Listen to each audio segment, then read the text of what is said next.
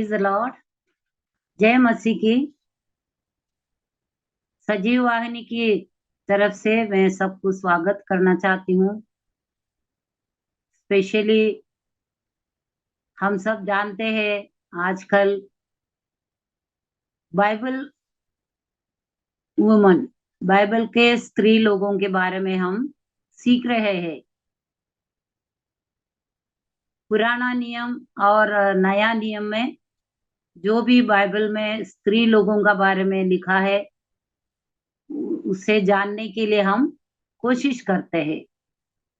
आइए अपन आज का जो स्त्री है उसके बारे में मालूम होने का पहले अपन थोड़ा सा प्रार्थना करूं। हालेलुया। धन्यवाद धन्यवाद धन्यवाद यीशु।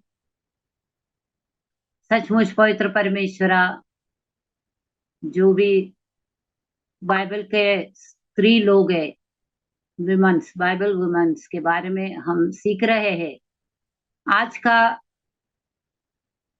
जो भी सब्जेक्ट है पवित्र परमेश्वरा, वो पूर्ण रीत से समझने के लिए हमें बुद्धि शक्ति सामर्थ्य दीजिए। सुनने वाले हर श्रोता लोगों को ये बाइबल का स्त्री के बारे में समझने का बुद्धि दे प्रभु। सब कुछ आपके चरण में समर्पण करते प्रभु यीशु का नाम से मांगते हूँ, आमीन। आइए प्रियो, आज मैं आपके सामने पुराना करार से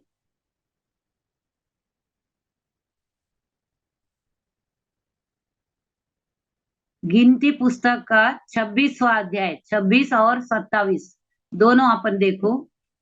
उसमें ये इस स्त्री का बारे में लिखा हुआ है। उनका नाम है प्रियो होगला। क्या है? होगला। ज्यादातर ये इनके बारे में ज्यादा अपन बाइबल में इतना कुछ ऐसा लिखा हुआ भी नहीं है और हम इतना ज्यादा ध्यान से सीखा भी नहीं है। But she is the one of woman. वो बाइबल के जो स्त्री लोग है उसमें एक स्त्री ये भी है। इसका क्या उद्देश्य है अपन सीखने का, ये अपन थोड़ा सा स्टडी करना पड़ेगा। क्योंकि गिनती पुस्तक का 26 अध्याय में इस्राएल लोगों का दूसरा जनगणना लेने के लिए यहोवा ने मूसा और हारून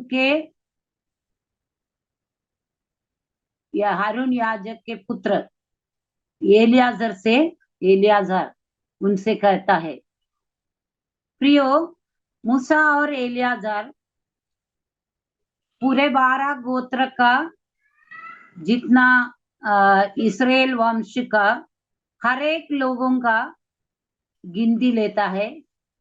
और वो गिनती इसलिए है कि उनको जो जीवन जीने के लिए मिस्र देश से लाने के बाद उनका जो यात्रा में बहुत सारे कठिनाइयां हुई, सब कुछ होने के बाद उनको जो प्रॉपर रहने के लिए या उनका खुद का अधिकार के अंदर उनको जगह चाहिए था।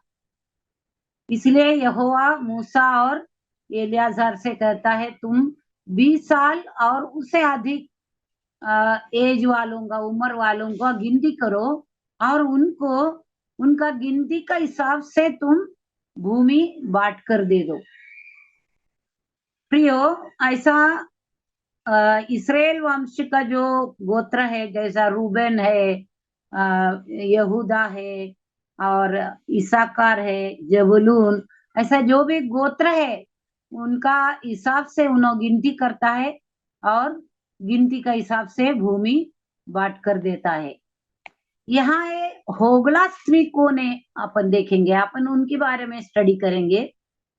प्रियो, यूसुफ के पुत्र या यूसुफ के जो वंश है उनका वंश से, कुल से ये स्त्री जन्म लेता है। कैसे? यूसुफ के पुत्र मनश्शे मनश्शे का ग्रैंडसन, म्हणजे मनश्शे का पुत्र है हेपेर, हेपेर का पुत्र सलोफाद। तो यूसुफ का पुत्र मनश्शे, मनश्शे का जो ग्रैंडसन नहीं क्या सलोफाद, उनको बेटा नहीं हुआ प्रियो, उनको बेटा नहीं हुआ, उनको सिर्फ बेटियां पैदा हुई। तो उनका बेटियों का नाम है महला, नोआ, होगला, मिल्का और तिरसा।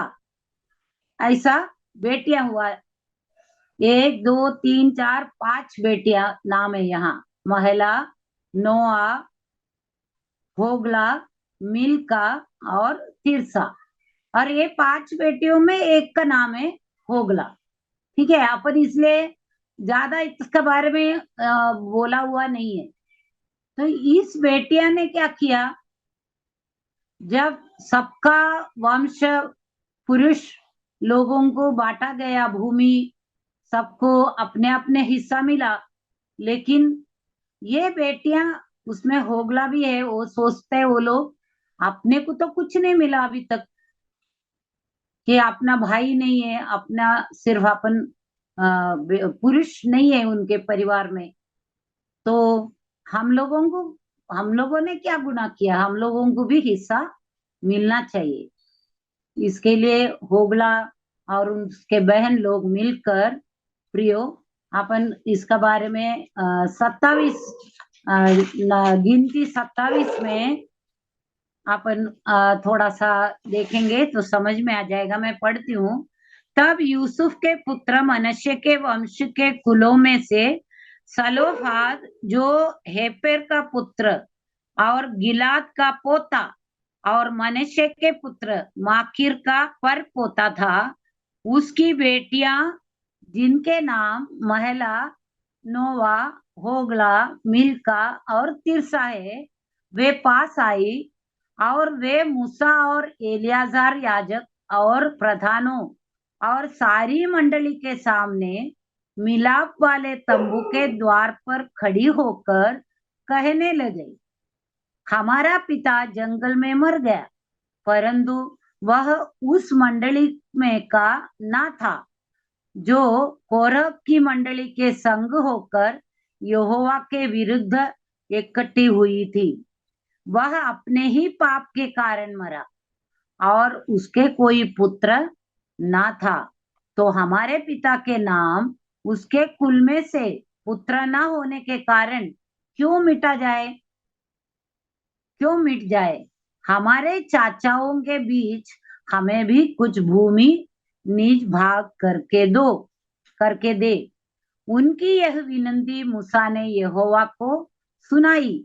यहोवा ने मूसा से कहा, सलोफाद की बेटियां ठीक कहती है, इसलिए तू उनके चाचाओं के बीच उनकी भी अवश्य ही कुछ भूमि निज भाग करके दे। अर्थात अर्थात उनके पिता का भाग उनके हाथ सौंप दे। और इसराइलियों से यह कह, यदि कोई मनुष्य निपुत्र मर जाए तो उसका भाग उसकी बेटी के हाथ सौंपना। तो प्रियो, इतना पढ़ने से अपने को समझ में आया कि होगला नाम का जो स्त्री, आज बाइबल का अपन अध्ययन कर रहे, ये यूसुफ का वंश का था। और उसको, उसका पिताजी को ये 5 बेटियां ही थे और बेटे नहीं थे। तब सब बेटों को, सब कुल के सब बेटों को उन्होंने प्रॉपर्टी बांट दिए, भूमि बांट के दिया। लेकिन ये जो बेटियां क्यों पीछे होना, नहीं क्या, उनको वो यहाँ उन्होंने बताया उनका पिताजी तो नहीं है, वो तो मर गया, उनका पाप से मर गया लिखा है। वो यहोवा के विरुद्ध कुछ भी नहीं किया है दोष, बट उनका पाप से वो मर गया। और फिर फिर भी हम बेटियों को हिस्सा नहीं मिलना, ऐसा क्यों। तो परमेश्वर से मूसा बात करते हैं कि यहोवा से बात करने के बाद यहोवा क्या कहता है मूसा से कि तुम इनको बेटियों को हिस्सा दे दो पिताजी का उसका पिताजी का हिस्सा वो बेटियों को दे दो। बस अपना ऐसा अगर देखा जाएगा तो इतना ही कहना है कि होगला नाम की बाइबल के स्त्री उसके बहनों के साथ मिलकर अपनी हक के लिए बात किया। प्रियो, ज्यादा कुछ नहीं लिखा है, ज्यादा कुछ बोलने के लिए नहीं है, बट जो वंश का बाटा बाटी हो रहा है उसमें अगर वो नहीं बोलते थे, सोचो, अगर वो मूसा से नहीं कहते थे तो उनको मिलते थे क्या प्रॉपर्टी? वो लड़कियां कहाँ जाते थे, फिर वो बेटियां कहाँ जाके रहता था? तो इसलिए वो इम्पोर्टेंट बातें हैं कि अपने को उनसे आज का युग में क्या सबक मिलता है। प्रियो, ये ये एक भौतिक चीज हो गया है ना, क्या भौतिक रीत से अपन देखा जाएगा तो उनको भूमि बांट कर मिला, उनका हक मिला, लेकिन उसका बाप का था, वो उसका बाप का हक का था, नहीं क्या? आज अगर भौतिक रीत से अगर अपन देखा जाएंगे, आज गवर्नमेंट ने नियम ऑलरेडी लगा दिया है, आज अपना भारत देश में पुरुष म्हणजे बेटों के साथ घर का हिस्सा बेटियों को भी मिल जाए, मिल रहा है, क्योंकि मिलना ही चाहिए। कुछ लोग जबरदस्ती नहीं देना चाहता है, बट नियमानुसार देना ही चाहिए प्रियो। तो अपन क्रिश्चियन लोग विशेषकर प्रभु का जो विश्वास करने वाले लोग, उनको ऑलरेडी ये मालूम है, नहीं क्या? अपन क्रिश्चियन लोग दहेज नहीं देते, बहुत सारे लोग नहीं देते, कुछ लोग देते होंगे, बोल नहीं सकता, लेकिन दहेज के मतलब क्या होता? लड़की का हिस्सा दे दिया ऐसा बोल के देता। लेकिन यहाँ भूमि का भी, अगर भूमि है, उनके घर में प्रॉपर्टी है, तो प्रॉपर्टी का भी अधिकारी है लड़की लोग। इससे अपने को सीखने को मिलता है। और ये आपस के म्यूचुअल अंडरस्टैंडिंग है, नहीं क्या? एक परिवार में म्यूचुअल अंडरस्टैंडिंग, आपस की जो समझदारी होना चाहिए। भाई बहन में प्रेम है तो जरूर भाई लोग बहन को भी अपना हिस्सा देगा। या समझो अभी आगे आप अगर अध्याय 27 अध्याय में पढ़कर देखेंगे तो ये भी लिखा है चाचाओं को भी कैसा उसका हिस्सा देना है। हाँ, यदि उसके चाचा भी ना हो तो उसके कुल में से उसका जो कुटुंबी सबसे समीप हो उनको उसका भाग देना है प्रियो। तो इसका मतलब है जो अ, अगर कोई नहीं है समझ के अपने खुद को हासिल करके लेना नहीं है, जो भी प्रॉपर्टी है अपने को बांट कर देना है, उसमें प्रीति है, प्रेम है, परमेश्वर ने दिया हुआ नियम है। और एक इसमें से समझ सकते हैं अपन कि अपना पिता कौन है? प्रभु यीशु है। आज प्रभु यीशु का अपन बेटियां है, प्रिंसेस है, नहीं क्या? हाँ, जैसा प्रिंस है, जैसा बेटा है, वैसा अपन बेटियां है। तो आज अपने को क्या सीखने को मिल रहा है प्रियो? कि स्वर्ग राज्य का अधिकारी हम भी है। हालेलुया, धन्यवाद देना चाहिए अपन। हाँ, बेटियों को अधिकार नहीं, ऐसी बात नहीं है प्रियो। अपना पिताजी का जो हिस्सा है, अपने स्वर्ग राज्य का जो हिस्सा है, वो बेटों को तो मिलना ही मिलना है। बट अपन बेटियां भी कम नहीं है। बेटियां नहीं, बेटा नहीं भी रहा ऐसा एक परिवार में तो ऐसा नहीं सोचना है वो पास्टर जो है वो पुरुष ही होना चाहिए, जो परमेश्वर का सेवक है वो सिर्फ पुरुष ही होना चाहिए, नहीं है प्रियो। कुछ मंडली आज भी वो विश्वास नहीं करता है, बोलता है स्त्री लोगों को ज्यादा अधिकार नहीं देना है बोलने के लिए, परमेश्वर का वचन बांटने के लिए। ये गलत है प्रियो। ये अभी इससे ही समझ लो ना, अपन भौतिक रीत से देखा जाएगा एक परिवार का हिस्सा बांटना है, ठीक है, ये तो अपन होगला का लेसन अपन सीख गया। बट आज अपन स्पिरिचुअल आत्मिक रीत से सोचो प्रियो, आज अपन यात्री है भूमि में, अपन कोई आप परमानेंट नहीं है यहाँ। तो अपना परमानेंट जगह कहाँ है? स्वर्ग है, प्रभु यीशु के पास। और प्रभु यीशु अपना पिता है, और अपना जो हक है प्रियो, वहां है। तो अपने को वो हिस्सा जरूर मिलना है। ये हर एक औरत सोचना चाहिए कि मुझे वो हिस्सा चाहिए। तो उसके लिए क्या करना पड़ेगा प्रियो? अपन अगर हिस्सा चाहिए बोल के अपन हाथ बांध के बैठना एक जगह, अपन परमेश्वर का वचन का मनन चिंतन नहीं करेंगे, अभ्यास नहीं करेंगे, अपन किसी को बोलेंगे नहीं। आज आपका और मेरा जीवन में क्या साक्षी हुआ है? क्या हिस्सा मिला है आपको और मुझे? भौतिक रीत से हिस्सा मिलो या नहीं मिलो प्रियो, अपने को स्वर्ग राज्य का हिस्सा 100% लेना है, 100% लेना है। और वो हिस्सा लेने के लिए अपने को बोलना ही पड़ेगा। अपने को अपना पिताजी का बारे में, अपने को जो हिस्सा बाटी देने का अधिकार परमेश्वर को है, पिताजी को है। और उनके सामने अपने को घुटना टेकना ही है बेटियों को। यहाँ एक मुझे पसंद आया, यहाँ ऐसा लिखा है कि मिलाप वाले तंबू के द्वार पर खड़ी होकर। प्रियो, ज्यादातर महिलाएं नम्र होता है, और पुराना जमाने से अपन देख सकता है, पुरुष के बराबर तो है, स्त्री को बनाया ठीक है, बट पुरुष को, पुरुष अपना मस्तक है। पुरुष जहाँ प्राधान्य है, पुरुष प्राधान्य जगह पर अपन स्त्री लोग, अभी 4 पुरुष बैठकर बात करता है तो स्त्री आके वहां बैठते नहीं है प्रियो। स्त्रियों, अपने को उदाहरण है अब्राहम और सारा।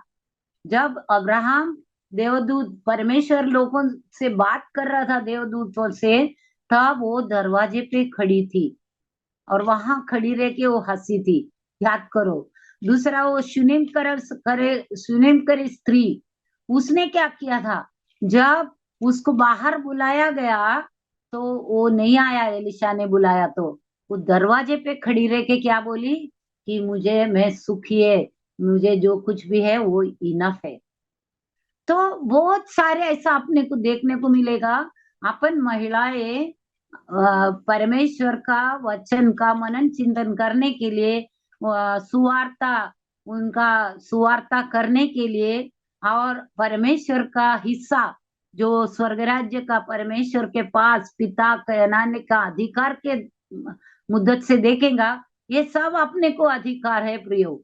But we have to be polite, अपने को नम्र होना है। अपन ऐसा हुकुम से या पुरुष से आगे जाके, कि स्त्री का मस्तक पुरुष है। आज एक परिवार में भाई लोग है, कुछ स्त्री जरूर बोलेगा। मेरा अनुभव है प्रियो, मैं विधर्मी थी, मैं, मेरे परिवार से मुझे हिस्सा मिला, ठीक है। जैसा मेरे 5 भाई लोगों को मिला, उसमें से थोड़ा क्यों ना हो हिस्सा मिला, बट मैं ख्रिस्ती परिवार में आने के बावजूद, मेरे ख्रिस्ती परिवार में, मेरे ससुराल में, हम, मेरे, मैं भाभी लगती है बड़ी, तो लेकिन मेरे ननंद लोग, उन्होंने क्या बोले, हमें हिस्सा नहीं चाहिए। कितना धन्य है मेरे ननंद लोग। इसका मतलब ऐसा नहीं कि उनको नहीं देना है, उनको भी दिया, उनको भी देना है, सबको मिला है। लेकिन छोटे हो या बड़े हो, अपने को परमेश्वर के सामने जो हिस्सा के लिए प्रियो, अपने को हक से मांगना है, मिलना है। और ये हक मिलने के लिए नम्र होकर अपने को प्रार्थनामय जीवन जीना है प्रियो। और प्रार्थनामय जीवन जीने के बाद जब अपने विनती, अपना हिस्सा के लिए अपन विनती करेंगे परमेश्वर से, मुझे नहीं लगता परमेश्वर स्वर्ग राज्य के लिए अपने लिए मना करेगा। क्योंकि अपने आंसू, अपना जीवन का व्यथा, अपना गरज, सब परमेश्वर जानता है। नहीं कि आप, कोई छुपा हुआ नहीं है उनसे। तो प्रियो, आज अपन ये लेसन सीखेंगे होगला, और उसके जो 4 बहन का नाम मैंने पढ़े थे, ये होगला सिस्टर का बारे में आज मैं अपन पढ़े थे। और ये सिस्टर एक बहन बाकी बहन लोगों के साथ मिलकर नम्र होकर मिलाप वाले तंबू के द्वार पर दरवाजे पे खड़ा रह के मूसा और एलियाजार से बात किया, हमें हिस्सा चाहिए, और परमेश्वर ने वो एग्री किया है। आज आप और मैं अगर परमेश्वर से अपना स्वर्ग राज्य का या अपना भौतिक जीवन का भी कोई चीजें है हिस्सा अपने से अगर कोई छीनता है, तो प्रियो वो हिस्सा अपने को जरूर मिलेगा। और विशेषकर मैं तो यही कह लूंगी, क्योंकि अपन स्वर्ग राज्य का वारिस है, अपने को वहां जाना ही है, और उसके लिए तब अपने को वहां हिस्सा मिलना जरूरी है। परमेश्वर के प्रभु यीशु के संगत बैठना है, उनके साथ बैठकर अपने भोजन करना है। परमेश्वर कहता है ना कि जो दरवाजा खोलकर मुझे अंदर लेगा, मैं उनके साथ बैठकर भोजन करूंगा।